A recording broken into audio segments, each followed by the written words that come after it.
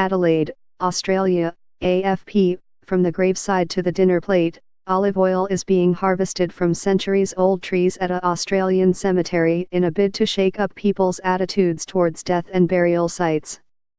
The full-bodied oil from Adelaide City's West Terrace Cemetery is the latest effort by Australian authorities to attract not just the dead, but also the living, to the historic sites.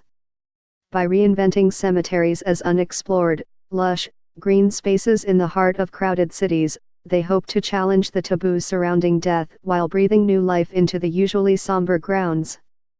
Trying to sell death is very hard, no one wants to buy it, Adelaide Cemeteries Authority Chief Executive Robert Pitt told AFP as olive trees rustled in the background above aging headstones. However, if we're selling olive oil or selling an experience, it's where the real value of coming to a cemetery is. And there's definitely a sense of place here. There's a sense of reverence and a sense of history. This year's limited edition bottles of olive oil, released to mark the cemetery's 180th anniversary, sold out in a flash despite their unusual source. It shows that cemeteries are moving beyond their main role as sites for the disposal of the dead, said historian Kathy Dunn. Older cemeteries such as West Terrace and Sydney's Rookwood, the largest in the Southern Hemisphere, are also becoming tourist hotspots, she added.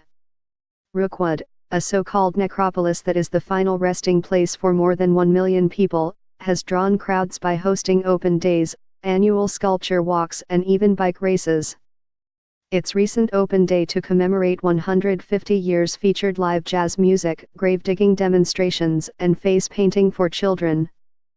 Rookwood Chief Executive George Simpson told AFP the industry was tapping into online genealogy to connect with as many people as possible.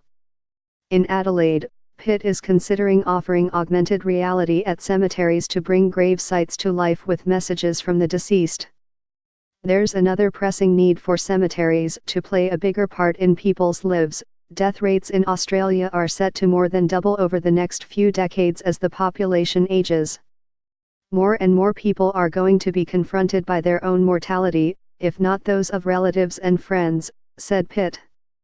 His cemetery's authority has organized death over dinner events, where guests share a meal and ask expert speakers about the end of life, to normalize discussions around dying.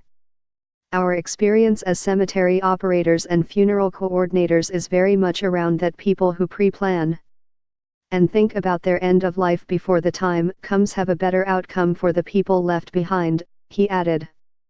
Not everyone is comfortable with the idea of cemeteries hosting entertainment.